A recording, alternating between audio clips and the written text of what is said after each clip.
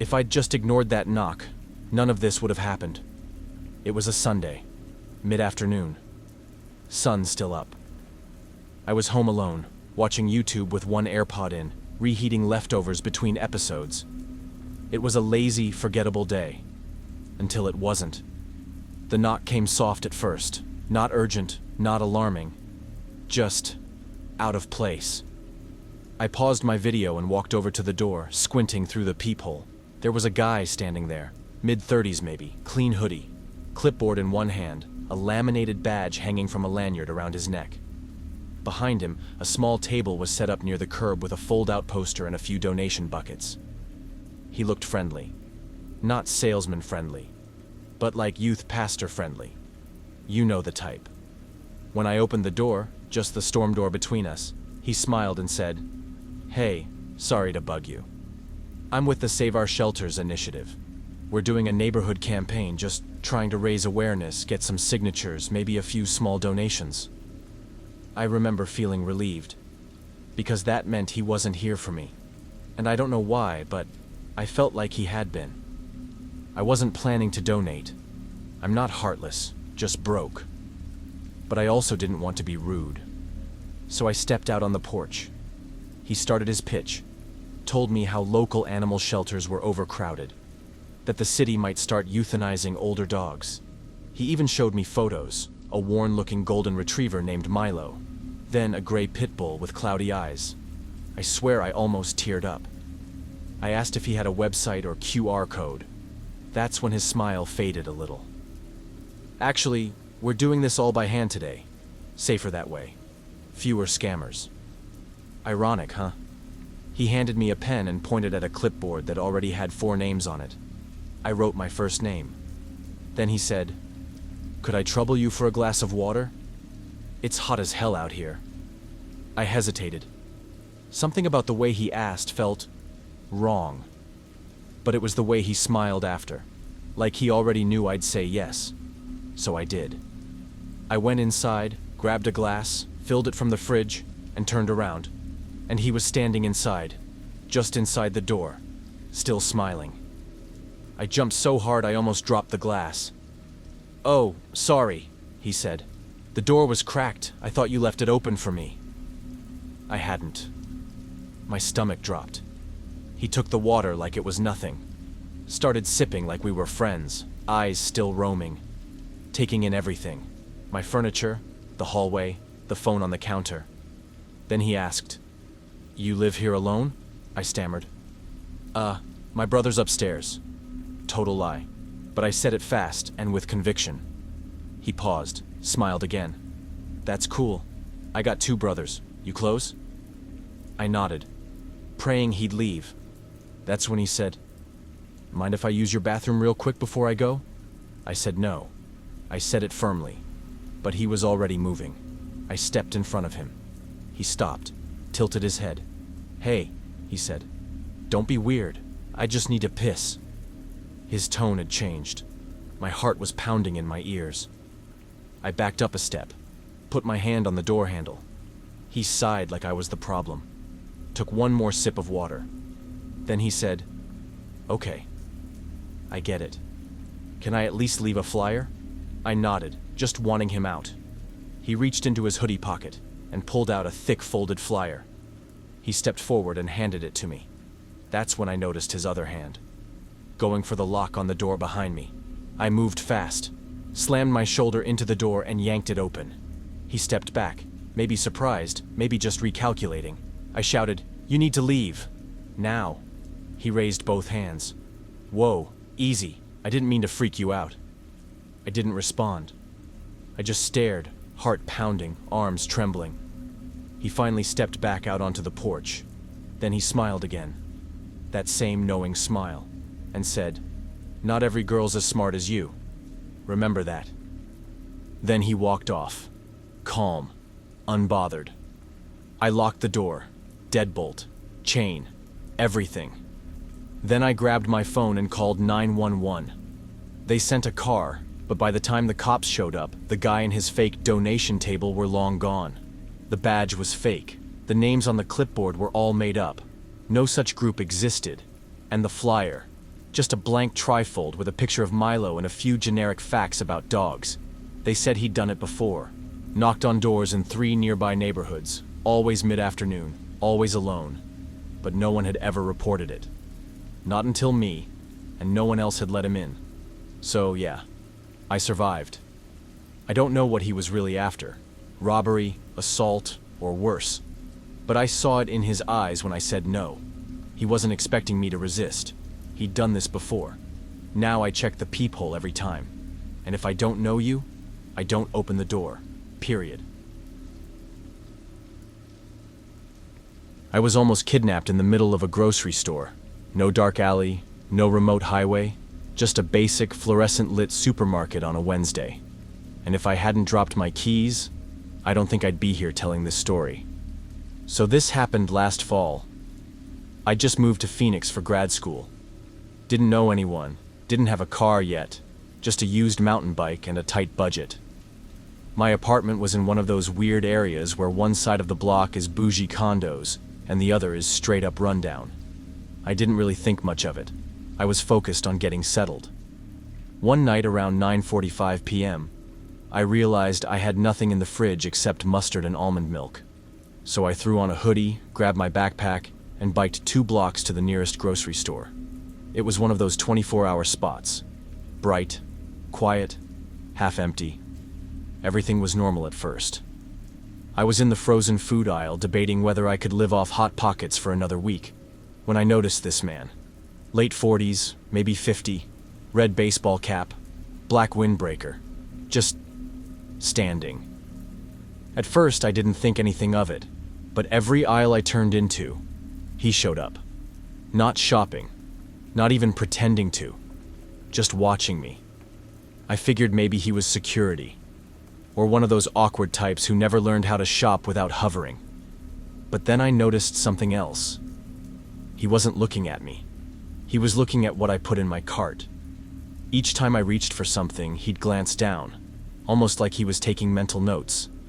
I tested it, picked up some off-brand cereal, paused, and slowly put it back. His eyes followed the box like a hawk. Okay. Weird. I moved to a different section.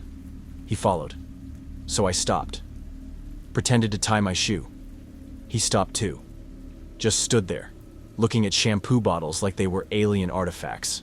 At this point, my gut was screaming, "Get out." So I made a beeline for the self-checkout, keeping my head low, trying to stay calm. I paid for my stuff, stuffed it in my backpack, and walked fast, but not too fast, out of the store. I didn't look back, until I heard the footsteps, heavy, deliberate, matching my pace. I turned and saw him, red hat, no bag, no groceries, just walking behind me. The street was empty, no one around, no cars passing. Just me, my bike locked to a pole, and this guy trailing me. I pulled out my phone, pretending to make a call. He stopped, waited, like he wanted to see what I'd do next. That's when I dropped my keys. Total accident. But when I bent down to grab them, I noticed something under the guy's jacket. It wasn't obvious. But if you've ever seen the outline of a weapon, like something hard tucked into the waistband, you know that shape. That was the moment everything clicked. He hadn't followed me because I was being paranoid. He wasn't lost or awkward. He had a plan. I yanked my bike lock off the pole and bolted.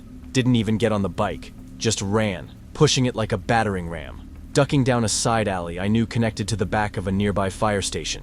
I didn't stop until I saw headlights and uniformed guys on breakout back. I pretended I'd just gotten lost, even though I was shaking so hard I could barely speak. One of the firefighters offered to walk me home after I explained a weird guy had followed me from the store. When we looped back past the grocery parking lot, the guy was gone. The next day, I went back to the store just to check. Talked to the manager, asked if they had security footage from the night before. She pulled it up. There he was, red hat, following me from aisle to aisle, never picking up a single item.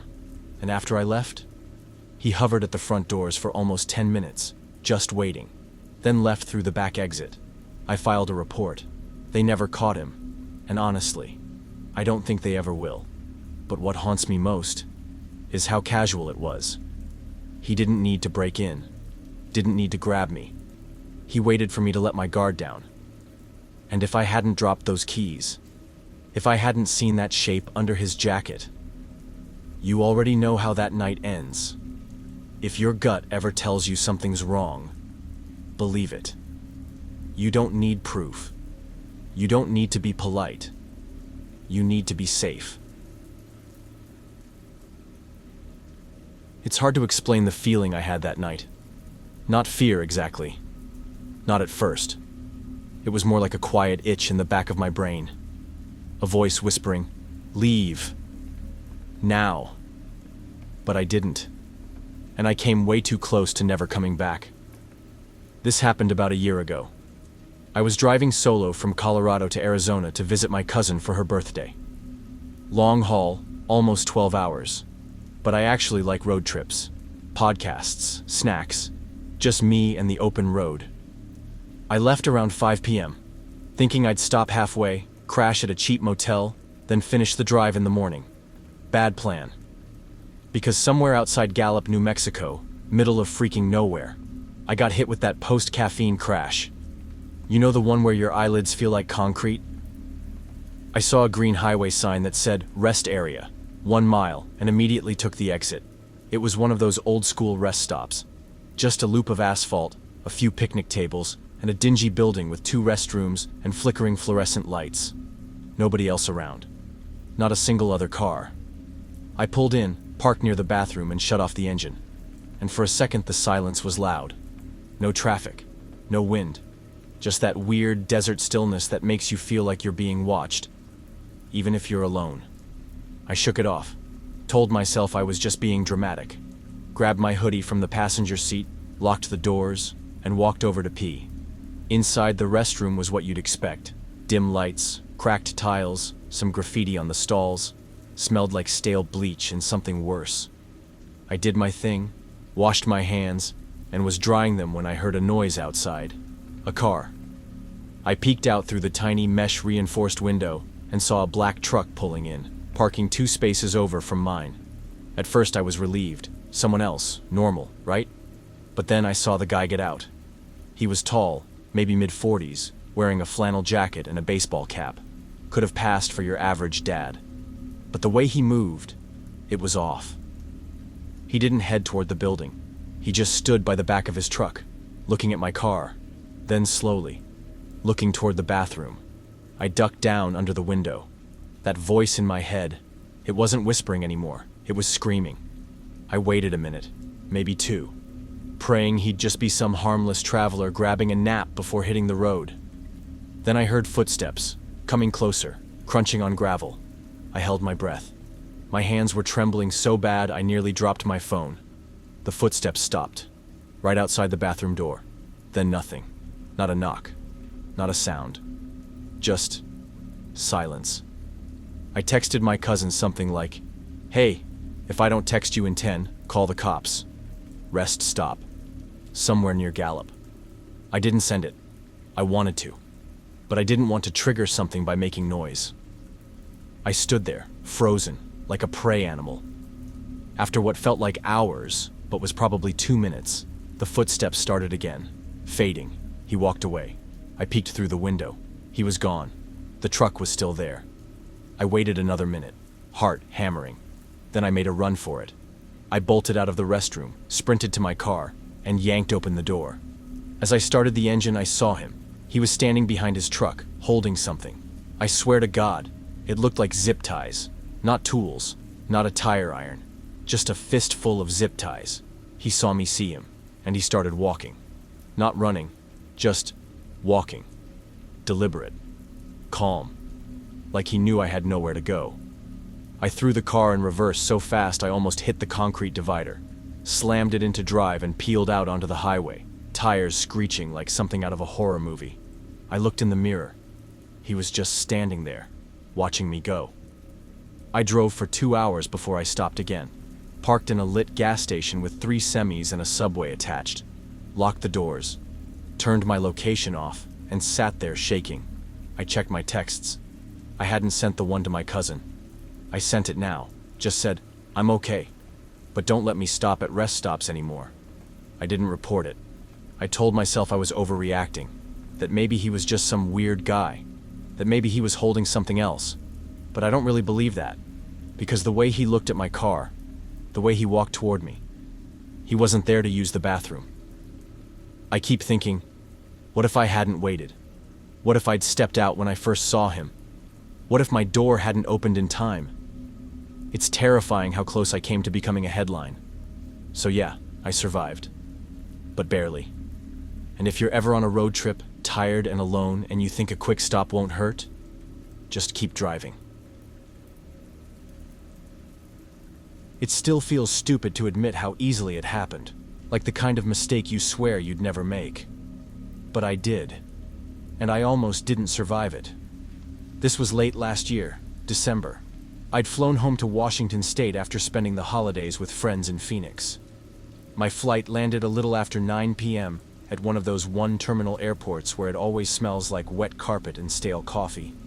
Cozy, familiar, safe. I was tired, a little hungover, and way too emotionally fried from the trip. All I wanted was a hot shower and to pass out in my bed. So I did what I always do when I travel alone. I opened the Lyft app, booked a ride. The driver's name was Tyrese. He drove a white Nissan Altima, and he was exactly 4 minutes away. I stood by the passenger pickup zone under the yellow sign with my little carry-on bag, scrolling Instagram and half reading a text from my mom asking if I landed. I didn't look up when a white car pulled to the curb. I just opened the door and got in. "Hey," I said, sliding into the back seat. The guy looked at me through the rearview mirror and said, "There you are." He didn't say my name. I noticed that right away. But my brain was already too checked out to care. I buckled in. We pulled away. The whole thing was so routine I didn't even notice when he didn't start the app, or how he never confirmed the destination. I stared out the window, zoning out, while this man drove me straight into a nightmare. It wasn't until about 10 minutes later that something started feeling off. We were going the wrong way. I leaned forward. "Hey, I think you missed the turn." He didn't respond. I tried again. "The exit to 84 is back that way." That's when he looked up into the mirror. His eyes locked on mine, and he smiled. That kind of slow, stretched smile you see in hostage movies. The kind that says, "You're not going home tonight." He said, "GPS rerouted us. Relax." But my stomach already knew. It was that sick, silent panic that creeps in before the rest of you catches up. I pulled out my phone and opened the Lyft app. The screen read, "Still looking for your driver." I froze. The realization hit me like a brick. Whoever this was, he wasn't Tyrese. This wasn't my Lyft. I had just climbed into a stranger's car without thinking twice, and now I was alone with him, in a moving vehicle, heading away from the city. I tried to stay calm. "Sorry, wait, can I just check something real quick?" He didn't answer. I asked again, louder this time. "Can you pull over for a sec? I need to call someone." He didn't even flinch, just kept driving. That's when my voice cracked. "I think you're not my driver." He finally spoke, still smiling, still looking ahead. "Nope." It's weird how your survival instinct takes over. Like my body started reacting before I could even fully process the threat. I reached for the door handle. Locked. He saw that in the mirror. He laughed. Actually laughed. And then reached down, probably to turn on the child lock. That's when I panicked. I yanked my bag from the seat next to me and swung it forward, hard, smashing it into the side of his head. He shouted, swerved, and for a split second, the lock clicked. I threw the door open and jumped. I hit the pavement shoulder first and rolled, skin tearing across the gravel. The pain didn't register yet. I was already scrambling up, limping into the darkness off the side of the road, bleeding, barefoot. I'd lost a shoe. I didn't dare look back. The car screeched for a second. Then silence. No headlights chasing me, no engine. It was like he vanished. I found a ditch, crouched down, shaking uncontrollably, and finally sobbed.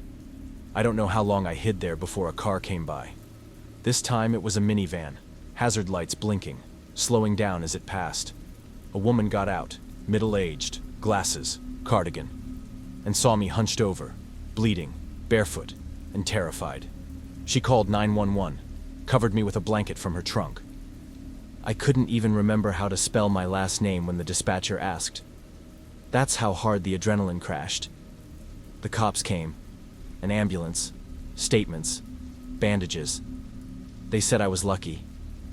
That the exact same thing had happened at that airport twice before in the last 18 months. Predators waiting at pickup zones, scanning for tired solo travelers, timing the moment just right. They use the same car make and color listed on ride-share apps, then park just before the real driver shows. No names, no IDs, just confidence. And if you're too distracted or too trusting, they take you.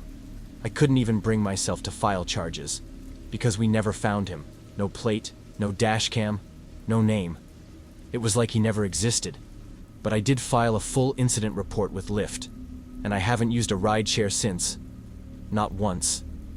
It's been 9 months now. I'm still in therapy. Still can't get in a car without checking the door lock twice. Still flinch when a white sedan passes too slowly down my street. I tell this story because I need people to know it's that easy to make that big a mistake. You let your guard down for 1 second, and someone like him is already waiting. I was 9 years old when I first met him. It was a small town outside Spokane, Washington, one of those places where everyone knows your business before you do.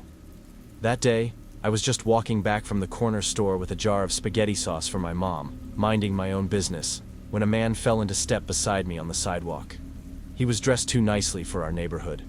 Bright smile, wire-rimmed glasses, a clipboard tucked under one arm. "Hey there," he said. "I'm Dr. Vance. I'm a pediatrician. You know what that is?" I kept my head down and didn't answer. My heart was thudding so loud I could barely hear, but he didn't stop. He asked if my parents were looking for a new doctor, if I liked lollipops. He told me my hair was beautiful. The whole time, that bright smile never cracked. I didn't even respond, just bolted for home, ran up the back steps, slammed the door. At the time, I didn't think much of it, just a weird guy. But that was just the start. The next week I saw his car creeping past our house, every day after school, sometimes twice a day. At first my parents told me maybe he lived nearby. Maybe he was just passing through. Until the phone calls started. My dad sat me down one night, voice tight, and asked if I had ever told anyone my full name. I said no. He stared at me hard. Then, how does he know it? I didn't have an answer. Pretty soon, my sister and I weren't allowed to answer the phone at all. Every day he called, sometimes 5, 6 times a day. At first, my parents wouldn't tell us what he was saying, but I overheard. He was threatening us, saying he'd take us, saying there was nothing our parents could do to stop him. The police couldn't do much. There weren't stalking laws yet. Unless he physically hurt us, it was all just suspicious behavior. So my dad called in a favor, a friend from his army days, now a city cop. From then on, I had an unofficial bodyguard escorting me to school, standing outside every classroom window. Life stopped feeling like life. I wasn't allowed to ride my bike, or play outside, or even open the blinds. Then things escalated. One afternoon, while my mom was cooking dinner, my brother spotted something through the kitchen window. Movement, in the garage. He yelled. We ran to the window just in time to see a figure bolt from the side door. My brothers gave chase, sprinting across the yard into the trees. But he was fast, and he knew exactly where to disappear. We called the police. But again, no fingerprints. No ID. Then came the night our dog, our sweet German shepherd, didn't come to greet us at the door. We found her hanging from the porch beam. The cops ruled it accidental. We knew better. The phone calls got worse. He described what we were wearing, said he could see us inside. He described the back lock on the kitchen door, how easy it would be to pop it open with a knife.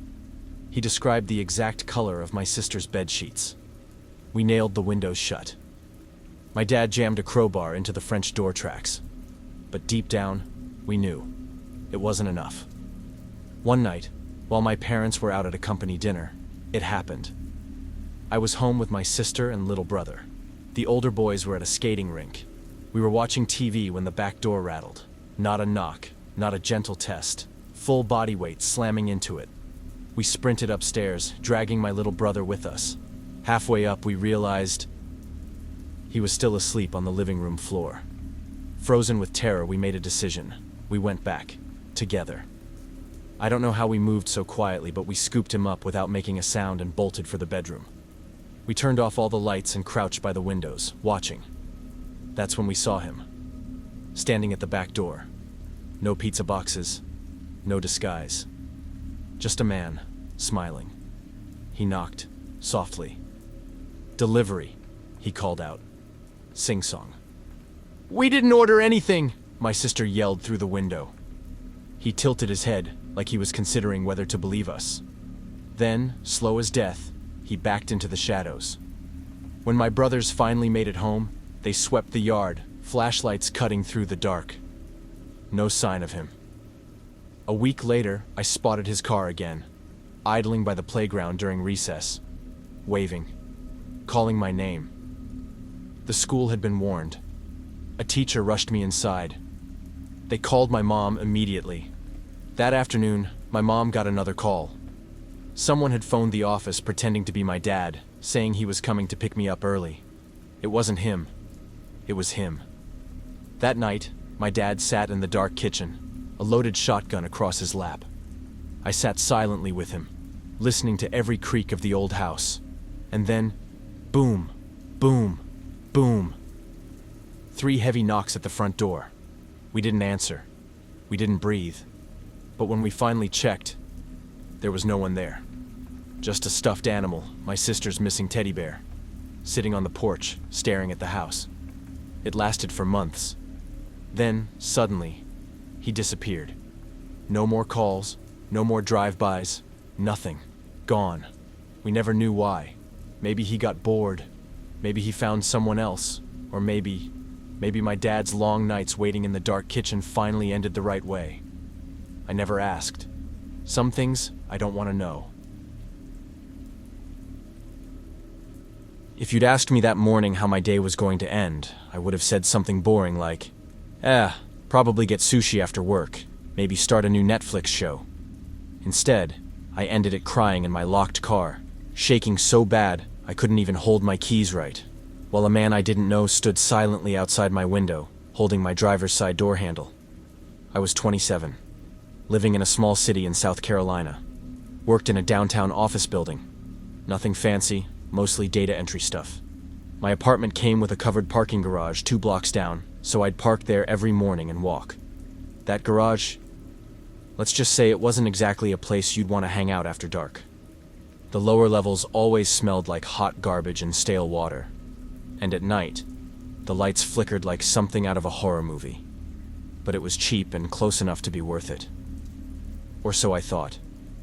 It was a Thursday. I remember because Thursdays were the worst. Deadlines stacked, inbox full of passive-aggressive follow-ups.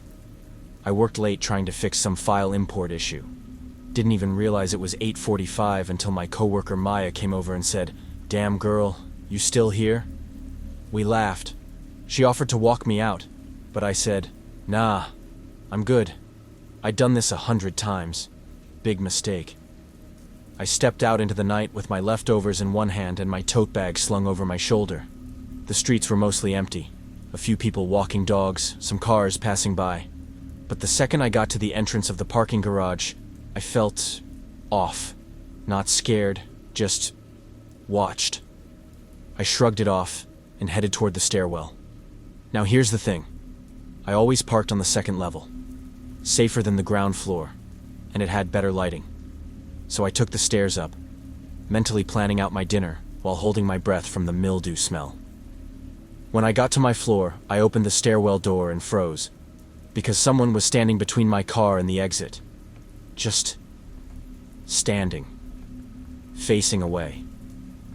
Hoodie pulled up, hands in his pockets. I stopped. Instinctively took one small step back into the stairwell. He didn't move, didn't turn. But something told me he knew I was there. Now, Could it have just been another tenant? Sure. Could it have been someone waiting for a ride? Maybe. But the way he stood there, perfectly still, back turned, no phone in hand, it didn't sit right.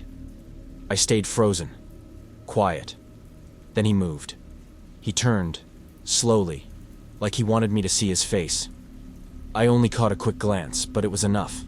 He looked older, late 30s maybe, unshaven, no expression, eyes completely blank. Then he started walking. Not fast, not aggressive, but directly toward me. I slammed the stairwell door shut and ran, back down to the ground floor, taking steps 2 at a time. I burst out the exit and sprinted around the block like my life depended on it, because it probably did. I came around the opposite side of the garage, heart pounding in my ears, hoping, praying, that I was being dramatic. I peeked through the side entrance window. He was there, now standing at my car, one hand resting on my driver's door handle, waiting, like he'd done it before. I didn't know what to do. I couldn't go back. I couldn't leave my car. I didn't even know if I should call the cops. I had no actual crime to report yet. So I hid behind a column and waited. Tried to breathe. Tried to think. And then he looked around, slowly, and walked away. Just disappeared into the stairwell again like it was nothing. I waited a full 10 minutes before creeping up to my car, checking every shadow. Finally unlocked it, dove in, locked the doors, and sat there shaking. When I looked in the rearview mirror, I saw him again, standing in the shadows of the stairwell, just watching. I sped out of that garage like my tires were on fire. Drove in circles for a bit before pulling into a lit-up grocery store parking lot just to feel safe. That night, I didn't sleep. I moved my car to street parking the next day and never used that garage again. I told my building manager and reported it to the police. They reviewed footage but claimed it wasn't conclusive. Said he might have been a transient. I don't know. I just know that if I'd walked up to my car like I normally did, keys in one hand, phone in the other, headphones in, I don't think I'd be here writing this. The scariest part? Nothing happened. But it almost did. And sometimes, almost is enough to haunt you for years. This happened almost 15 years ago, somewhere deep in the backroads of northern Vermont. It was summer, and my 2 best friends, Chloe and Brooke, and I, had spent the weekend visiting Chloe's cousins in a nearby town. The plan was simple: cheap gas, good music, and be back home before sunrise. We were packed into Chloe's beat-up old Honda Civic. This thing was basically being held together with prayers. The brakes squealed, the engine rattled, and it had stalled on us more than once. But somehow, we made it through the weekend without any issues. So when we started the drive back home around midnight, none of us worried. It was stupidly dark. No moon, no other cars. Just dense, heavy woods pressing in on both sides of Maple Hollow Road. The headlights barely cut through it. I was in the back seat, half dozing against the window, when I felt the car jerk. A horrible grinding noise. Then the engine died. Chloe swore under her breath, flipping on the hazard lights. Smoke started pouring from under the hood. We popped it open, coughing, waving the smoke away, and it was clear. We weren't going anywhere. Brooke pulled out her flip phone. No service. I checked mine. Dead zone. We all tried. Nothing. Brooke started panicking, nearly in tears, begging us to do something. I told them to stay put, that I'd walk back up the hill we'd just come down, maybe get a signal at the top. The road was so quiet it felt wrong. Every step up the hill felt heavier, still nothing. Desperate, I got the dumb idea to climb a tree. Higher up, less cover. Maybe I'd catch a bar of service. I found a pine with low branches and hauled myself up. Halfway up, I dropped my pack of gum and cursed under my breath. Whatever. I'd grab it later. I kept climbing. Near the top, finally, 1 bar of service. I called my brother. It took 3 tries, but he finally picked up, half asleep and grumpy. I quickly explained where we were, that we were stranded, and he said he'd head out right away. I promised to stay put until he found us. Relieved, I started wiping sap off my hands. And that's when I heard it. Swish, Swish, swish, something moving fast through the trees below. I froze, heart pounding, straining to see through the dark. The sound got closer, then stopped, right under my tree. I held my breath. I could hear leaves rustling, breathing, then nothing. When I finally couldn't hear it anymore, I slid down the tree, landing awkwardly. I scrambled to find my gum pack, but decided to leave it. I just wanted to get back to the car. When I made it back down the hill, I expected to see Chloe and Brooke standing outside, but the hazard lights were off, and the car was dark. Creeping closer, I realized both of them were huddled inside, doors locked, faces pale. Brooke cracked the window just a sliver. "Where the hell were you?" she hissed. I started explaining about the phone call, but Chloe cut me off, whispering harshly, "Get in the car, now." I climbed into the back seat, locking the door behind me. That's when they told me. After I left, some guy came out of the woods, walking weird, limping almost. They said he wandered up the hill after me, silent. Only the swish-swish of his pants cutting through the stillness. I was barely processing what they said when Brooke suddenly let out a soft whimper. She pointed out the windshield. At first, I didn't see anything. Just darkness. Then, movement. Slow. Deliberate. A tall figure stepping into the road. Swish. Swish, swish. He wore baggy corduroys that made that awful noise with every step. A long, oversized sweater covered his hands. He just stood there, head tilted, staring at our car. None of us could breathe. Brooke sobbed quietly, curling into herself. Chloe whispered, "Don't move." The man started circling the car. 2 steps forward, 1 step back, over and over, dragging his feet. Swish, swish, swish. When he got to my window, he pressed his face against the glass. I didn't dare blink. He smiled. Not big, not cartoonish. Just wrong. Chloe snapped on the headlights, trying to scare him. It didn't even faze him. He just shuffled back into the woods. We barely had time to exhale before Brooke gasped again. He was back. Now, dragging a long, thick tree branch. He smacked it against the side of the car. Hard. Again and again. Swish, thud, swish, thud. I wanted to scream. I wanted to cry. Instead, I kept my hand clamped over my mouth and prayed my brother would get here in time. Just when I thought I couldn't take it anymore. Headlights. Down the road. My brother's truck. We started flashing the car lights, honking like maniacs.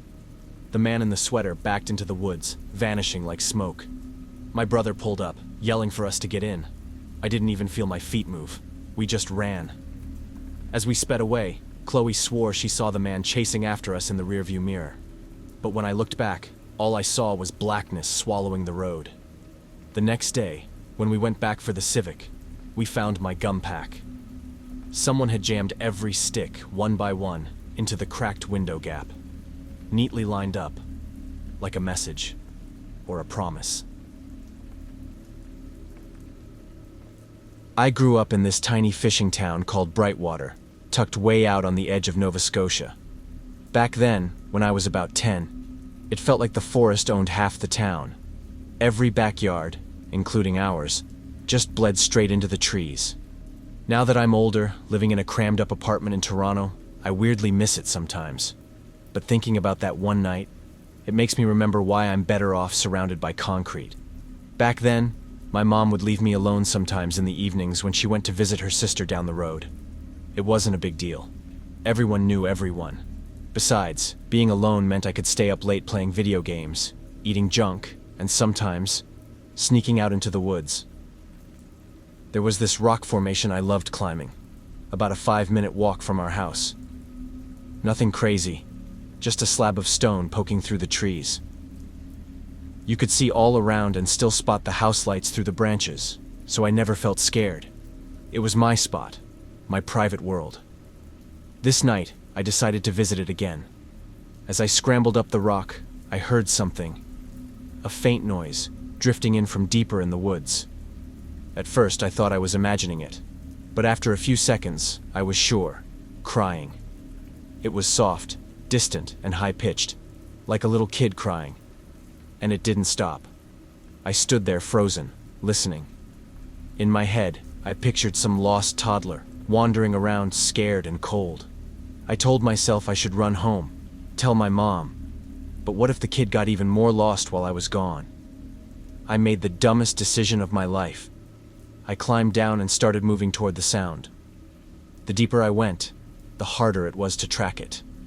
It seemed to bounce between the trees, sometimes closer, sometimes further. And weirdly, it never paused. No gasping, no hiccuping, no breath. Just this constant, eerie, mechanical sobbing. Eventually, I stumbled into a small clearing. Just scraggly brush, a few dead trees, and in the middle of it all, something sticking out from the bushes. I crept closer. It wasn't a kid. It wasn't a person at all. It was a giant, beat-up tape recorder. The crying was coming from the speakers. I stood there, staring at it, my brain stuck, trying to process why someone would do this. When something grabbed me, an arm around my chest, another clamping over my mouth. I thrashed, kicked, pure instinct. The man grunted, struggling to hold me still. He smelled like rust and sweat and dirt. I don't know how, but I twisted hard, stomped on his foot, and wriggled free. He cursed under his breath and lunged again. I ran. I didn't think, didn't look, didn't breathe. I just ran, tearing through trees, tripping over roots, smashing into branches. The forest seemed to close in around me, and I could hear heavy footsteps crashing after me. Every second was survival. Every landmark was a lifeline. When I finally spotted my rock formation through the trees, it was like seeing heaven. I sprinted past it, burst through the tree line, and flew into my backyard. Slammed the door, locked it, turned off every single light. I didn't stop moving until I was crouched low behind my bedroom window, peeking out through the slit in the curtains. The forest stared back, silent, endless. I stayed frozen there for over an hour. No one came out, no movement, just the dark swallowing the trees. I never told my mom. I couldn't find the words. But a few nights later, as I sat at the kitchen table eating cereal, she flipped on the news. The headline froze my blood. Police investigating string of child disappearances in Brightwater area. And right there, next to the anchor's grim expression, a police sketch. A tall man, gaunt, stringy dark hair, sunken eyes. The face wasn't just familiar. It was the man who had grabbed me in the woods. The man I barely escaped. And the tape recorder? I think it wasn't the first time he had set the trap.